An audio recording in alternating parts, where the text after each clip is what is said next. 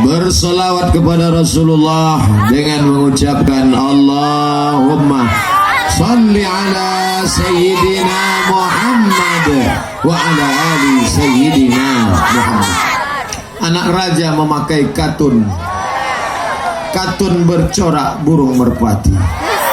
Saya tak lagi berpantun, sudah dihabiskan Pak Bupati.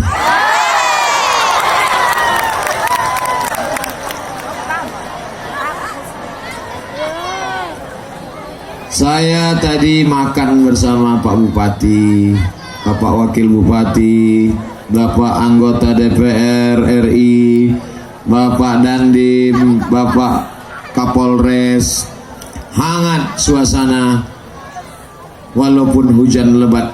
Saya berpikir waktu sedang makan tadi, ada tak jamaah di tanah lapang? Ternyata Masya Allah, Tabarakallah, memanglah Singkil negerinya para ulama.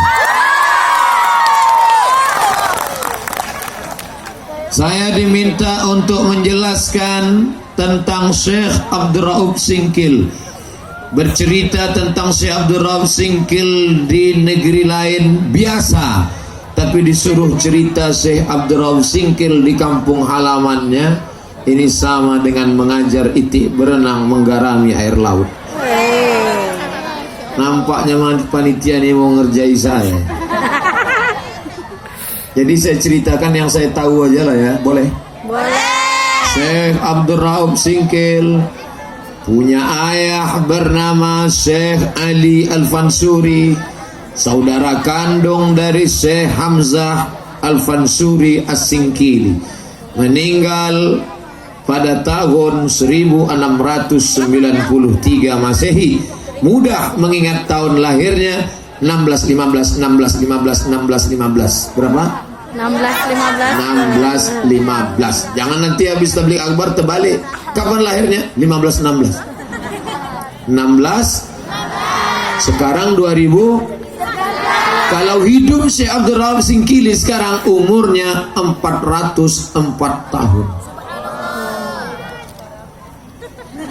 404 tahun yang lalu orangnya sudah meninggal dunia, tak lagi ada jasadnya di atas tanah, tapi namanya harum semerbak. Orang yang mengkaji tentang Syekh Abdul Rauf Singkili dari mulai Leiden Belanda sampai Profesor Naqib Al-Attas dari IIU International Islamic University, sampai Hawas Abdullah Pontianak, sampai Profesor Azjumadi Azra di UIN Ciputat, 28 orang lebih mengkaji tentang Syekh Abdul Rauf As-Singkili. Ilmunya jangan dikaji lagi. Bidang tafsir, kitab dia tulis tafsir Tarjuman Al-Mustafid, tafsir pertama berbahasa Melayu.